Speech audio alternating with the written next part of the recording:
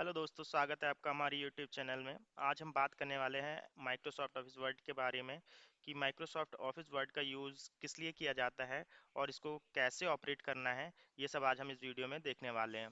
तो बेसिकली अगर हम माइक्रोसॉफ्ट वर्ड के यूजेस के बारे में बात करें तो माइक्रोसॉफ्ट वर्ड का यूज़ टेक्स्ट रिलेटेड डॉक्यूमेंट बनाने के लिए किया जाता है, जैसे बायोडाटा हो गया, आपका रिज्यूमे टाइपिंग हो गया, आपका आर्टिकल कुछ लिखना है या फिर कॉलेज प्रोजेक्ट्स वगैरह के लिए भी हम माइक्रोसॉफ्ट वर्ड का यूज़ कर सकते हैं। अगर हम बात करते हैं कि माइक्रोसॉफ्ट ऑफिस को कैसे ऑपरेट करना है, तो सबसे पहले हमें ये पता होना चाहिए कि माइक्रोसॉफ्ट ऑफिस वर्ड को ओपन कैसे करना है हमें अपने डेस्कटॉप या लैपटॉप पे। तो इसके लिए वैसे तो लोग बहुत सारे अलग डिफरेंट डिफरेंट तरीके यूज़ करते हैं, बट मैं आपको जो बताने वाला हूँ वो सिंपली एक या दो तरीके बताऊंगा जो बहुत ही ईजी हैं और आप उसको अपने अमल में बड़े आसानी से ला सकते हैं। तो सिंपली मैं स्टार्ट बटन में क्लिक करूंगा और स्टार्ट बटन पे क्लिक करने के बाद में यहाँ पे मैं टाइप करूंगा वर्ड। जैसे ही मैं वर्ड टाइप करता हूं तो आप ऊपर ही देख पा रहे होंगे जैसे माइक्रोसॉफ्ट ऑफिस वर्ड 2007 आपके सामने आ जाएगा। इस पर क्लिक करते ही आपकी फाइल ये ओपन हो जाएगी। फाइल ओपन होने के बाद में आप अपना डॉक्यूमेंट में कुछ भी कर सकते हैं। मैं अगर आप दूसरे तरीके की बात करता हूं तो मैं इस फाइल को पहले बंद करूंगा, फिर मैं आपको दूसरा तरीका बता पाऊंगा। तो ये दूसरे तरीके की अगर बात करते हैं तो डेस्कटॉप में जाना है, आपको यहाँ राइट क्लिक करना है। राइट क्लिक करने के बाद में न्यू में जाना है। न्यू में जाते ही आपको फोर्थ नंबर पे माइक्रोसॉफ्ट ऑफिस वर्ड डॉक्यूमेंट दिख रहा है, इस पर टिक करेंगे। तो जैसा कि आप देख पा रहे हैं डेस्कटॉप पे आपकी एक फाइल बन गई है। इस फाइल को आप अपना मनचाहा नाम भी दे सकते हैं, अगर नहीं देना चाहते हैं तो एज इट इज भी छोड़ सकते हैं। तो अभी इसका फाइल का नाम हो गया है new Microsoft office word document 2। अब हम इसको ओपन करके देखेंगे और इसमें हम अपना मनचाहा कुछ भी काम कर सकते हैं। तो ये वर्ड विंडो की अगर हम बात करते हैं सबसे टॉप में आता है हमारा ये जो new Microsoft office word document लिखा हुआ दिख रहा है, इसको हम बोलते हैं टाइटल बार, जहाँ हमारे डॉक्यूमेंट का टाइटल रहता है। आज अभी जैसे new Microsoft office word document 2 लिखा हुआ है, अगर हम अपनी फाइल को नाम देते कोई भी, जैसे मैं नाम दे देता रोहित, तो यहाँ पे इसकी new Microsoft office word document की जगह नाम आ रहा होता रोहित। और अगर हम बात करते हैं राइट कॉर्नर की तो यहाँ क्लोज बटन रहता है जो हमारी वर्ड फाइल को क्लोज करने के काम आता है। ये रिस्टोर बटन रहता है, इसके लेफ्ट साइड में रिस्टोर बटन का काम क्या रहता है कि जो जैसे हमारी वर्ड फाइल पहले खुली हुई होती है उस कंडीशन में इसको ले आता है, थोड़ा साइज कम हो जाता है इसमें। अगर हम बात करते हैं मिनिमाइज बटन की तो इससे हमारी विंडो मिनिमाइज हो जाती है। और अगर हम इसमें लेफ्ट साइड की बात करते हैं तो लेफ्ट साइड में इसमें ऑफिस बटन रहता है जिसमें बहुत सारे मेन्यूज हैं जिनके बारे में हम आगे जानेंगे। अगर हम बात करते हैं हमारा जो ब्लैंक एरिया रहता है इसको डॉक्यूमेंट एरिया बोलते हैं, जिसमें हम अपना कुछ भी डाटा तैयार करते हैं। अगर ये टाइटल बार के नीचे बात करें तो ये हमारा मेन्यू बार रहता है जिसमें बहुत सारे मेन्यूज रहते हैं। अगर हम नीचे की साइड में आ जाते हैं नीचे की साइड में हमारा स्टेटस बार रहता है जिसमें हमारे पेजेस वगैरह का इंडिकेशन रहता है कि कौन सा पेज कहाँ पे हम काम कर रहे हैं। अगर हम पेज 1 में काम कर रहे हैं तो पेज 1, अगर हम पेज 2 में काम कर रहे हैं तो पेज 2 लिखा रहेगा। वर्ड्स काउंटिंग रहती है कि कितने वर्ड्स हमने काउंट कर दिए हैं, इसमें कौन सी लैंग्वेज में हम काम कर रहे हैं वो भी रहता है। अगर हम राइट साइड बॉटम में राइट साइड की बात करते हैं तो यहाँ पे जूम इन जूम आउट का रहता है जो हमारे डॉक्यूमेंट को जूम कम ज़्यादा या करने के काम आता है। जैसे अगर हम ज़्यादा कर सकते हैं, जूम कम कर सकते हैं। और अगर हम बात करें इसके जूम के बराबर वाले बटनों की तो यहाँ पे हमारा लेआउट बटन्स रहते हैं जो कि हमारे डॉक्यूमेंट के लेआउट को व्यू करने के लिए यूज़ किए जाते हैं। दोस्तों जैसे मैंने आपको बताया था ये ऑफिस बटन के बारे में, हम ऑफिस बटन के अगर बहुत सारे ऑप्शन जो दिए रहते हैं उनके बारे में हम बात करते हैं। तो सबसे पहले हम जो ऑप्शन दिखता है वो न्यू ऑप्शन दिखता है। इस न्यू ऑप्शन का यूज़ क्यों करते हैं, कोई भी हमारा डॉक्यूमेंट खुला हुआ है और इसके अलावा हमें कोई दूसरा नया डॉक्यूमेंट बनाना है तो उसके लिए हम न्यू कमांड का यूज़ करते हैं। इसका शॉर्टकट की होता है कंट्रोल प्लस एन। अगर हम कंट्रोल के साथ एन दबाते हैं तो हमारा न्यू डॉक्यूमेंट खुल जाएगा और उसमें हम अपना नया कोई भी प्रोजेक्ट बना सकते हैं। इससे अगले ऑप्शन की बात करते हैं तो अगला ऑप्शन आता है ओपन। ओपन का मतलब होता है खोलना। तो इसका बहुत ही सिंपल मीनिंग है कि हमारी कोई भी फाइल पुरानी बनी हुई है और हम चाहते हैं कि उसको देखना है हमें, तो हम ओपन करके उसको देख सकते हैं। जैसे फॉर एग्जांपल मेरे पास ABCD1 और ABCD करके फाइल बनी हुई है तो मैं इसको ओपन करना चाहता हूँ, तो मैं इसको ओपन करके देख सकता हूँ। तो मेरी एबी ऊपर टाइटल बार में आप देख पा रहे हैं ABCD1 फाइल ओपन हो गई है। ठीक है, तो इसी तरह से अगर हम अगले ऑप्शन की बात करते हैं तो सेव। जैसे मैंने अभी इस फाइल में कुछ लिखा नहीं है, मैं कुछ लिख रहा हूँ, तो ये सब डॉक्यूमेंट डाटा सेव होना चाहिए। अगर मैं कुछ भी काम कर रहा हूँ अगली बार जब मैं इस फाइल को ओपन करूँ तो वो हटना नहीं चाहिए। तो इसके लिए मुझे इस फाइल को सेव करना बहुत ज़रूरी है। तो इसके लिए मैं क्या करूँगा, सेव ऑप्शन सेलेक्ट करूँगा और अपनी फाइल को सेव कर दूंगा। अगर मैं इस फाइल को बंद कर देता हूँ तो ये मेरे डाटा सारे का सारा एज इट इज सेव रहेगा। अगर हम इसके शॉर्टकट की बात करते हैं तो इसका शॉर्टकट रहता है कंट्रोल प्लस एस। हम ओपन के शॉर्टकट की बात करते हैं तो इसमें ओपन का शॉर्टकट रहता है Ctrl+O। अगला ऑप्शन आता है सेव एज। अगर हम सेव एज की बात करते हैं तो सेव एज सेव कमांड जैसा ही लगभग काम करती है, लेकिन दोनों में डिफरेंट ये होता है कि सेव कमांड का यूज हम जिस डॉक्यूमेंट में काम कर रहे हैं उसी को सेव करने के लिए किया जाता है, और उसी लोकेशन पे सेव होता है जहां से हमने फाइल ओपन किया है। बट सेव एज का प्रयोग हम लोग कोई भी फाइल को डिफरेंट लोकेशन पे सेव करने के लिए भी कर सकते हैं। एक तरह से ये डुप्लीकेट फाइल बन जाती है, और इसकी शॉर्टकट की होती है F12। अगर मैं यहाँ सेव एज इस फाइल को करना चाहता हूँ तो इसका कोई भी नाम दे के इसको डिफरेंट लोकेशन पे मैं सेव कर सकता हूँ। जैसे अभी ये डेस्कटॉप में सेव है, मैं चाहूँ तो इसको सी ड्राइव में सेव कर सकता हूँ, सी ड्राइव में किसी फोल्डर के अंदर डाल सकता हूँ, और इसका डिफरेंट डिफरेंट नाम कुछ भी अपने मन के अकॉर्डिंग नाम दे सकता हूँ। जैसे मैंने इसको कुछ नाम दे दिया, SD नाम दे दिया, और इसको सी ड्राइव में सेव कर दिया, तो ये सी ड्राइव में जाके सेव हो जाएगा। You have you don't have permission to this location to the, actually ये मुझे ब्लॉक कर रहा है यहाँ पे, तो मैं इसको किसी दूसरी जगह पे फॉर एग्जांपल डॉक्यूमेंट्स में सेव करना चाहता हूँ तो डॉक्यूमेंट में SD नाम से सेव कर सकता हूँ। अगर अगले हम ऑप्शन की बात करते हैं तो प्रिंट। प्रिंट में भी हम तीन ऑप्शन देख पा रहे हैं। प्रिंट में सबसे पहला ऑप्शन आता है प्रिंट। जब हम प्रिंट करते हैं किसी भी डॉक्यूमेंट को तो प्रिंट कमांड का यूज करते हैं, कोई भी हमारा डॉक्यूमेंट रहता है वो प्रिंट हो जाता है। तो उसमें हमें सिर्फ यहाँ पे एक काम करना होता है कि अपना प्रिंटर चेंज देखना होता है कि हम जो प्रिंट जिस प्रिंटर पे देना चाहते हैं उसी प्रिंटर को सिलेक्ट करना होगा, तो उसी प्रिंटर पे ये कमांड जाएगी। और बाकी सब चीजें हैं कि हम अपने सारे पेजेस को सिलेक्ट करना प्रिंट करना चाहते हैं, या जिस पेज में हमारा इस समय कर्सर है उस पेज को सिलेक्ट करना चाहते हैं तो हम करंट पेज का यूज कर सकते हैं। और भी बहुत सारी इसमें सेटिंग्स रहती हैं जो अपने डॉक्यूमेंट के अकॉर्डिंग सेटिंग कर सकते हैं। अगर प्रिंट कमांड के अगले ऑप्शन की हम बात करते हैं तो अगला प्रिंट ऑप्शन आता है क्विक प्रिंट। क्विक प्रिंट करने से हमारा ये जो प्रिंट रहेगा इसमें सेटिंग्स वाला ऑप्शन नहीं आता है, ये सीधे के सीधा जो हमारा प्रिंट सेलेक्ट रहता है उस पर ये कमांड चली जाती है। अगले ऑप्शन की बात करते हैं तो अगला ऑप्शन आता है प्रिंट प्रीव्यू। प्रिंट प्रीव्यू करते ही हमारा प्रिंट कैसा दिखेगा प्रिंट में, वो ऑप्शन सारे हमें दिखने लगते हैं।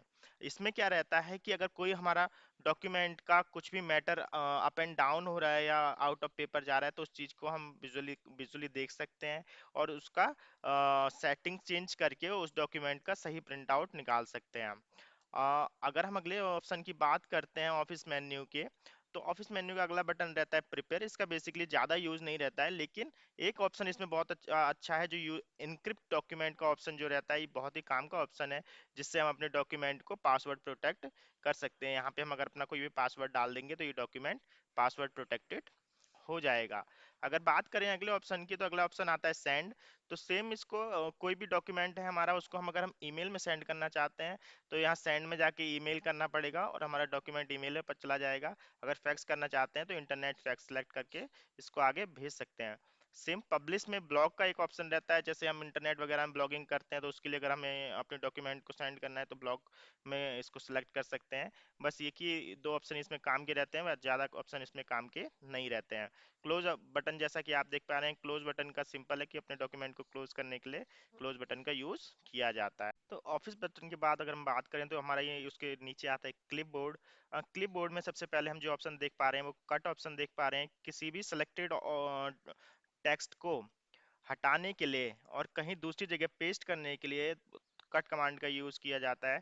अगर हम कट कमांड का यूज करेंगे तो ये डाटा यहाँ से कट हो जाएगा, सिलेक्टेड डाटा कट हो जाएगा, और मैं चाहता हूँ इसको नीचे पेस्ट करना या उस सेम डाटा को वहां लिखना चाहता हूँ तो हम कट किए हुए डाटा को यहाँ पे पेस्ट कर देते हैं।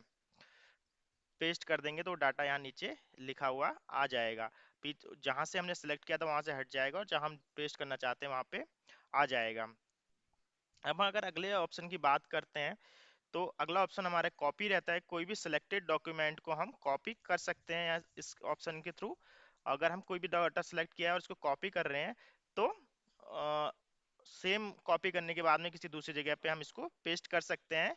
मगर सिर्फ डिफरेंस इतना रहता है कि कट ऑप्शन में ये वहां से हट जाता है, जबकि कॉपी किए हुए डाटा को पेस्ट करने में ये डाटा जहां से हमने कॉपी किया है वहां से हटता नहीं है। अगले ऑप्शन की अगर हम बात करते हैं तो फॉर्मेट पेंटर ऑप्शन आता है। कोई भी फॉर्मेट हमें दूसरी जगह पे अप्लाई करना है, कोई भी लगा हुआ फॉर्मेट, तो इस ऑप्शन का प्रयोग किया जाता है। अगर हम क्लिपबोर्ड की शॉर्टकट्स की बात करते हैं तो कोई भी टेक्स्ट हमें सेलेक्ट करने की ज़रूरत पड़ती है, तो हम पूरा पेज के टेक्स्ट को अगर सेलेक्ट करना चाहते हैं तो कंट्रोल के साथ ए दबा करके हम पूरे के पूरा अपने टेक्स्ट को सिलेक्ट कर सकते हैं, पूरा डाटा हमारा सिलेक्ट हो जाएगा। अगर हम इसमें कट की शॉर्टकट की बात करें तो कंट्रोल के साथ अगर हम एक्स की दबाते हैं तो सारा के सारा डाटा कट हो जाएगा।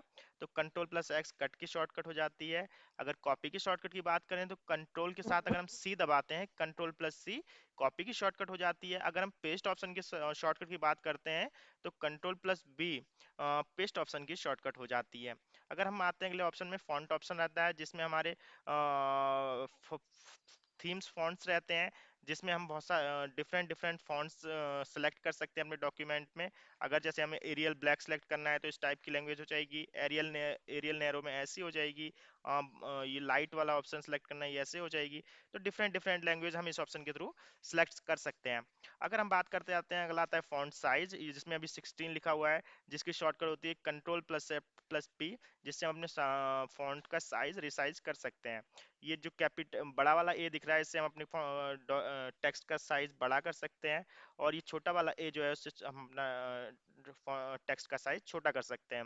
अगर हम बात करें, यहाँ से भी हम अपने फॉन्टों का टेक्स्ट का साइज छोटा बड़ा कर सकते हैं अपनी ज़रूरत के अनुसार। अगर हम बात करते हैं बी, ये जो लिखा हुआ है बी ऑप्शन की बात करते हैं तो इसको बोलते हैं बोल्ड। तो कोई भी डॉक्यूमेंट को बोल्ड करने के लिए इस ऑप्शन का यूज किया जाता है। जैसे अभी ये लिखा हुआ है सब बोल्ड में लिखा हुआ है, अगर मैं इसको करूंगा, अगर अपने डॉक्यूमेंट को सिलेक्ट करने के बाद में हम इस की को अप्लाई करेंगे तो ये डॉक्यूमेंट से बोल्ड हट जाएगा, और सेम अगर हमें बोल्ड लगाना है तो फिर हम इसको टिक कर देंगे, और कंट्रोल बी इसकी शॉर्टकट रहती है, और दोबारा से ये बोल्ड ऑप्शन में आ जाता है। अगर हम बात करते हैं इसके अगले ऑप्शन की, तो इसमें रहता है इटैलिक। तो इसका शॉर्टकट होता है कंट्रोल प्लस आई। तो हमारा जो भी डॉक्यूमेंट है वो इटैलिक में लिखा जाए, उसके लिए सिलेक्टेड एरिया के अपना टेक्स्ट सेलेक्ट करने के बाद में हम जब इस कमांड को अप्लाई करते हैं तो वो इटैलिक में कन्वर्ट हो जाता है। इटैलिक मीन्स ये तिरछा थोड़ा थोड़ा लिखा हुआ आने लगता है। अगर हम बात करते हैं अगले ऑप्शन की, तो इसमें अगला अगला ऑप्शन आता है अंडरलाइन। तो अंडरलाइन का यूज क्यों किया जाता है? कोई भी हमारा टेक्स्ट है वो उसके नीचे एक लाइन खींची हुई आए, अगर हम ऐसा चाहते हैं तो हमें अंडरलाइन ऑप्शन का यूज करना होता है। तो अभी मेरे डॉक्यूमेंट सेलेक्टेड है, मैं इसके अंडरलाइन कमांड अप्लाई कर रहा हूँ, तो आप जैसा कि आप देख पा रहे हैं पूरे डॉक्यूमेंट के नीचे लाइन आ गई है। तो इसका शॉर्टकट की होता है कंट्रोल प्लस यू। अगले मैं ऑप्शन की बात करता हूं, तो अगला ऑप्शन आता है स्ट्राइक। स्ट्राइक ऑप्शन का यूज किस लिए किया जाता है? जैसे हम कुछ कोई डॉक्यूमेंट लिखते हैं, उसमें हमें कुछ कटा हुआ दिखाना होता है कि भाई ये डॉक्यूमेंट में ये लाइन कटी हुई है या ये वर्ड कटा हुआ है, तो उसके लिए स्ट्राइक कमांड का यूज किया जाता है। तो इससे क्या रहता है कि हमने कोई पैराग्राफ लिख लिया, उसमें जैसे हम जब स्कूल में पढ़ते थे तो कोई लाइन का हमें कोई वर्ड कट करना होता था, तो हम बीच में एक लाइन खींच देते थे।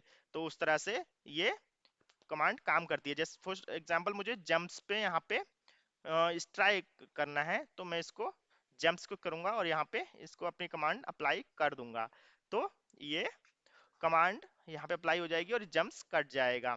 इसी तरह से हमारा ये अगला ऑप्शन की मैं बात करता हूँ, तो अगला ऑप्शन आता है सबस्क्रिप्ट। जैसे हमें केमिकल फॉर्मूले लिखने होते थे, जैसे हमें लिखना होता है H2O, तो H2O में क्या रहता है, H के बाद में 2 नीचे की साइड आता है। H की जैसे पावर कुछ वर्ड्स की लगाते हैं, वैसे ही H के 2 नीचे की साइड में आता है। लेकिन अगर जब से हम नॉर्मली लिखेंगे तो ये H2 बड़ा लिखा हुआ आ रहा है, S2 बड़ा हुआ लिखा हुआ आ रहा है, 2 को नीचे नहीं आ रहा है। तो अगर हम इसे ऐसे 2 चाहते हैं कि नीचे की साइड में आए, तो इसके लिए हमें सबस्क्रिप्ट कमांड लगानी होगी। अब मैं 1 मिनट आपको लगा के दिखाता हूँ। मैं 2 को सिलेक्ट करूंगा, 2 को सिलेक्ट करूंगा और सबस्क्रिप्ट कमांड अप्लाई करूंगा, तो ये 2 नीचे की साइड आ जाएगा। अब मैं O लिख दूंगा, तो ये H2O हमारा काम कर जाएगा। अब मैं यहाँ पे O लिख देता हूँ। ओ लिखते ही हमारी कमांड, जैसे हम अपना केमिकल का कोई फार्मूला लिखते थे H2O, तो 2 नीचे की साइड आ गया। जस्ट इसके अपोजिट होता है सब सुपरस्क्रिप्ट। तो सुपरस्क्रिप्ट का क्या रहता है? सुपरस्क्रिप्ट का क्या रहता है कि जैसे हम 10 टू दी पावर 6 लिखना चाहते हैं, 10 टू दी पावर 6 लिखना चाहते हैं, तो कैसे करेंगे? 10 टू दी पावर 6 तो लिखा नहीं जाएगा, 106 लिखा जाएगा, लेकिन हमें तो यहाँ पे पावर लगानी है। तो 10 टू द पावर 106 लिखने के बाद में 6 को सिलेक्ट करना है आपको और सबस्क्रिप्ट कमांड अप्लाई कर देनी है। उसके बाद क्या लिख के आ गया, ये आप जैसे कि देख पा रहे हैं 10 टू द पावर 6 लिख के आ गया। ठीक है, अगले अगर हमारी कमांड की बात करते हैं तो अगला कमांड आता है हमारा चेंज केस। ठीक है, चेंज केस का कैसे करते हैं मैं आपको एक बार बता देता हूँ। कोई भी हम अपना टेक्स्ट सेलेक्ट करेंगे, कोई भी टेक्स्ट सेलेक्ट करने के बाद में जब हम चेंज केस में जाते हैं तो अगर हम चाहते हैं कि सेंटेंस केस में लिखा जाए, मतलब पहला वर्ड कैपिटल लिखा जाए, बाकी सब अकॉर्डिंग टू सेंटेंस लिखा जाए, तो सेंटेंस केस यूज करते हैं। कोई भी हमारा वाक्य है या कोई हमारा सेंटेंस है जो लोअर केस में लिखा हुआ है, सॉरी अपर केस में लिखा है, उसे लोअर केस में करना है तो हम इसे लोअर केस कर सकते हैं। जैसे अभी हमारा ये सेंटेंस केस में हम इसे अपर केस में करना चाहते हैं तो इसको हम अपर केस में कर सकते हैं। जो भी वर्ड्स हमारे स्मॉल या स्मॉल लेटर्स थे सारे के सारे अपर केस में कन्वर्ट हो गए। तो इस तरह से हम ये सेंटेंस केस का यूज करते हैं। कैपिटलाइज ईच वर्ड, अगर हम चाहते हैं पूरा वर्ड कैपिटलाइज हो जाए, टोंगल केस में लिखना चाहते हैं तो सारे के सारे ऑप्शन इसमें दिए हुए हैं, अपनी रिक्वायरमेंट के अकॉर्डिंग हम इनको यूज कर सकते हैं। हम इस अगले ऑप्शन की बात करते हैं तो अगला ऑप्शन आता है टेक्स्ट हाइलाइटेड कलर। मतलब अगर हम किसी चीज टेक्स्ट को हाईलाइट करना चाहते हैं तो इस ऑप्शन के थ्रू हम हाईलाइट कर सकते हैं। जैसे मुझे ब्राउन को हाईलाइट करना है, मैं इसमें जाऊंगा तो ये ब्राउन हमारा हाईलाइट हो जाएगा। अगर हम अगले ऑप्शन की बात करते हैं तो अगला ऑप्शन आता है टेक्स्ट कलर का। तो कोई भी हमने अभी जैसे ब्लैक में लिखा हुआ है, मैं चाहता हूँ यार ये ब्लैक में मुझे नहीं लिखना था, मुझे ये पूरा सेंटेंस जो है रेड में लिखना है, तो मैं इस सेंटेंस को सिलेक्ट करूंगा, इस सेंटेंस को सेलेक्ट करूंगा और इस कमांड के थ्रू अपने वर्ड्स का कलर, अपने टेक्स्ट का कलर चेंज कर दूंगा। मैं चाहता हूं कि ब्लू में लिखा जाए तो ब्लू में कर सकता हूं, मैं चाहता हूं ये रेड में लिखा जाए तो मैं रेड में कर सकता हूं, मैं चाहता हूं ये ब्लू में लिखा जाए, ऑरेंज में लिखा जाए तो मैं इसको ऑरेंज में कर सकता हूं। तो एज आई रिक्वायर्ड मैं इसको अपनी रिक्वायरमेंट के अकॉर्डिंग कर सकता हूं। अगर इसमें मैं हाईलाइट में अगर हम बात कर लें तो जैसे कि मैंने भी आपको बताया कि हाईलाइट ऑप्शन का यूज हम कोई भी अपना टेक्स्ट को हाईलाइट करने के लिए करते हैं। वो जरूरी नहीं कि जैसे मैंने येलो से बताया तो येलो से ही हो सकता है, इसमें डिफरेंट डिफरेंट कलर्स दिए गए हैं, हम कोई भी कलर सेलेक्ट करके इसको हाईलाइट कर सकते हैं। जैसे अभी मैंने ग्रीन किया तो अब ये ग्रीन से हाईलाइट हो जाएगा। तो इस तरह से इन सारी कमांड्स का हम लोग यूज करते हैं। बहुत ही इजी है, बहुत ही सिंपल है। अगर इस ऑप्शन की बात करते हैं तो क्लियर फॉर्मेटिंग है। अगर हम अगले डायलॉग बॉक्स की बात करते हैं तो अगला डायलॉग बॉक्स आता है हमारा पैराग्राफ। तो पैराग्राफ में सबसे ऊपर हम देख रहे हैं, सबसे ऊपर आता है हमारा बुलेट्स। तो कोई भी हमारे अपने डॉक्यूमेंट्स में बुलेट्स डालने के लिए ये यूज करते हैं। इसमें डिफरेंट डिफरेंट ऑप्शंस रहते हैं कि किस टाइप के हम बुलेट्स डालना चाहते हैं। ये सिंपली ब्लैक ग्राउंड जैसी बुलेट्स आ जाएगी, ये राउंड आ जाएगा बट ये पूरा तरह से फिल नहीं रहेगा, ये स्क्वायर में आ जाएगा। ये इस टाइप की बुलेट्स आ जाएंगी, ये इस टाइप की बुलेट्स आ जाएंगी, ये एरो टाइप की आ जाएगी, ये राइट टिक बुलेट्स आ जाएगी। तो इस टाइप से इस टाइप इसमें हमें ऑप्शंस रहते हैं जो हम बुलेट्स डाल सकते हैं।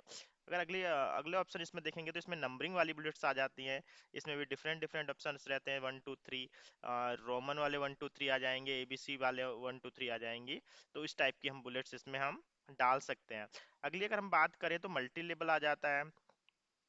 इसमें डिफरेंट डिफरेंट इसमें भी बुलेट्स के ऑप्शंस रहते हैं। इसमें आगे पीछे की साइड में भी, पीछे की साइड होते जाएंगे उस टाइप के बुलेट्स में दे रहते हैं।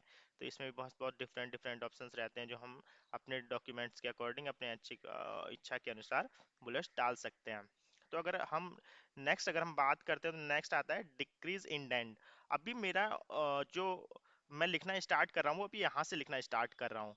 मैं जो आपको दिखा देता हूँ, अभी हम यहाँ स्टार्टिंग से लिखना शुरू कर रहे हैं। मैं चाहता हूँ कि मैं यहाँ फोर्थ जो लिखा हुआ है हमारे रूलर में, इस फोर्थ के नीचे से लिखना शुरू करूं तो मुझे ये, सॉरी, इंक्रीज्ड इंडेंट में मुझे जाना होगा। इंक्रीज्ड इंडेंट में जाते ही मैं जो लिखना शुरू करूंगा ये फोर्थ के नीचे आ गया। अब मैं जो भी लिखना चालू करूंगा वो फोर्थ के नीचे से ही लिखा जाएगा। ठीक है, अभी स्टार्टिंग से मैं 1 के नीचे से नहीं लिखूंगा अभी, क्योंकि मैंने इंक्रीज इंडेंट कर दिया वहां, लेके आ गया था। तो अभी ये इस यहाँ से फोर्थ के नीचे से लिखना शुरू होगा। सेम अगर मैं चाहता हूँ कि मैं स्टार्टिंग से लिखना चाहूँ तो ये इसके बराबर में जो ऑप्शन रहता है डिक्रीज इंडेंट करना पड़ेगा मुझे। अभी मैं इसको डिक्रीज इंडेंट कर दिया और इसको 1 की स्टार्टिंग में ले आया, तो ये यहीं से लिखना स्टार्ट होगा। अब मैं इसको यहीं से ही लिखना स्टार्ट होगा। तो इंक्रीज और डिक्रीज इंडेंट का सभी को समझ में आ गया। कि जो रूलर में साइज एडजस्ट करने के लिए, डिस्टेंस एडजस्ट करने के लिए इंक्रीज एंड इंक्रीज इंडेंट का यूज किया जाता है। A to Z ये जो लिखा हुआ है ये रहता है, शॉर्टिंग का ऑप्शंस रहते हैं इसमें, अपने डाटा को अल्फाबेटिक, और एक दो ऑप्शंस और रहते हैं जिसके थ्रू अपने डाटा को शॉर्ट कर सकते हैं। जैसे कि यहाँ पे मैंने यहाँ कुछ लिखा हुआ है, नीचे की साइड में आपको दिखाता हूँ, ABCD करके कुछ डाटा लिखा हुआ है मैंने। जैसे A का 34, C का 49। अभी इसमें आप देख रहे होंगे कि पहले A है, फिर C है, फिर E है, फिर B है। अब मैं चाहता हूँ कि ये ABCD फॉर्म में आ जाए, मतलब A to Z ये डाटा शॉर्ट हो जाए। तो इसके लिए मुझे यहाँ पे शॉर्ट कमांड यूज करनी पड़ेगी, शॉर्ट बाई पैराग्राफ, और टाइप क्या है, टेक्स्ट है। इसमें और भी ऑप्शंस रहते हैं, नंबर या डेट में भी हम इसको फिल्टर शॉर्ट कर सकते हैं उसके लिए। अब ये मैं, मेरे पे डिपेंड करता है कि मैं इसको असेंडिंग में लेता हूँ या डिसेंडिंग में लेता हूँ। अगर मैं डिसेंडिंग में लेता हूँ तो जो सबसे लास्ट वाला कैरेक्टर पहले आ जाएगा, और असेंडिंग में लेता लेता हूँ तो सबसे छोटा जो है वो स्टार्टिंग में आएगा। तो मैं इसको अब असेंडिंग में ही रखूंगा। तो आप देखेंगे A के बाद B हो जाएगा, B के बाद C हो जाएगा, C के बाद D हो जाएगा, D के बाद E हो जाएगा, और E के बाद F हो जाएगा। तो इस तरह से शॉर्ट कमांड का यूज किया जाता है। ये इसको बोलते हैं शो एंड हिडन ग्राफ। तो इसका जो भी रहता है, पैराग्राफ का जो सिंबल रहता है, पैराग्राफ मार्क्स जो रहते हैं उसको, जो भी, और जो भी हिडन फॉर्मेट सिंबल रहते हैं उनको शो या हाइड करने के लिए इस ऑप्शन का प्रयोग किया जाता है। मैं आपको लगा के दिखाता हूँ। जैसे मैंने ये लगाया तो आप देख पा रहे हैं इस टाइप के सिंबल हर एक एरो की जगह आ गए, एरो के लास्ट में। तो इस तरह से इसका यूज हम करते हैं। अगर हम स्टार्टिंग में पहुंचते हैं पैराग्राफ के, तो इसमें स्टार्टिंग में आता है कि लेफ्ट, ये अलाइनमेंट्स आ जाते हैं, टेक्स्ट अलाइनमेंट। जैसे अभी मैं लेफ्ट साइड से कोई भी चीज लेफ्ट साइड से लिखना चाहता हूँ तो मैं लेफ्ट अलाइनमेंट का यूज करूंगा। मैं अभी एट प्रेजेंट लेफ्ट साइड से ही सारा कुछ हम लिख रहे हैं, तो ये इस समय लेफ्ट अलाइनमेंट है। अगर मैं चाहता हूँ कि ये राइट साइड से लिखा हुआ आए, अगर मैं चाहता हूँ कि ये राइट साइड से लिखा हुआ आए, तो मैं राइट अलाइनमेंट सेलेक्ट करूंगा। इसके बाद क्या होगा, ये राइट साइड से लिखा हुआ आ जाएगा। और अगर मैं चाहता हूँ कि ये मिडिल में लिखा हुआ है, तो ये बीच में दिया ऑप्शन जो है ये सेंटर, कंट्रोल+E इसका शॉर्टकट होता है, ये इसको क्लिक करते ही ये राइट से लिखा हुआ आ जाएगा। अब हम अगर कुछ भी लिखते हैं तो ये बीच में से ही लिखना स्टार्ट करेगा, लेफ्ट या राइट से नहीं करेगा, क्योंकि हमने यहाँ पे अलाइनमेंट, टेक्स्ट अलाइनमेंट जो है वो सेंटर सेलेक्ट किया हुआ है। ये रहता है, जस्टिफाई रहता है, align text to both the left and right, ये दोनों तरफ से अलाइन करता है। अगर हम अगले ऑप्शन की बात करेंगे तो अगला ऑप्शन आता है हमारा लाइन स्पेसिंग। अब मेरी लाइन का भी अगर हम स्पेस देखें कि यार मेरी लाइन का स्पेस कम हो रहा है, मैं इसको चाहता हूँ इस दो लाइनों के बीच में स्पेस और ज़्यादा बढ़ जाए, तो मैं उसके लिए क्या करूँगा, लाइन स्पेसिंग ऑप्शन का यूज़ करूँगा। इसमें बहुत डिफरेंट डिफरेंट दिए हुए हैं, 2.5, 3 ऑप्शन दिए हुए हैं। मैं 3 का ऑप्शन सेलेक्ट कर लूँगा, तो आप देख रहे हैं ये एक से दूसरी लाइन के बीच में स्पेस काफ़ी बढ़ गया है, और ये डिफरेंस काफ़ी हो जाता है। और इसी तरह से मैं अपना डिफरेंस कम भी कर सकता हूँ। मैं चाहता हूँ वन का लेना चाहता हूँ, तो ये 1 सेंटीमीटर्स का स्पेस इसमें हमारी लाइन के बीच में आ जाएगा। अगली में अगर इस पैराग्राफ में बात करूं तो ये आता है हमारा फिल ऑप्शन, जो कि कलर करने के लिए किया जाता है। इसमें डिफरेंट डिफरेंट कलर्स रहते हैं, कोई भी सिलेक्टेड एरिया में कलर, डिफरेंट डिफरेंट कलर हम चूज कर सकते हैं अपनी रिक्वायरमेंट के अकॉर्डिंग। तो जैसे अभी मैंने इसमें ब्लू कलर चूज कर लिया है, तो ये हमारे डॉक्यूमेंट में ब्लू कलर आ जाएगा। अगर मैं, मेरी रिक्वायरमेंट है रेड कलर की, तो मैं ये अपने रो में रेड कलर भी कर सकता हूँ।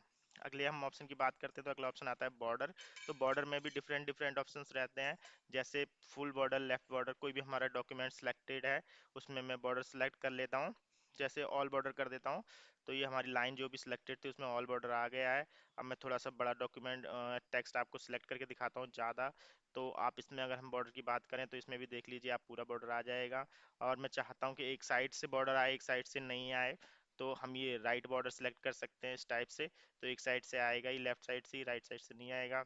और भी ऑप्शन इसमें दिखे हुए हैं, अगर मैं चाहता हूँ टॉप्स की साइड से आए तो टॉप की साइड से बॉर्डर नहीं आएगा।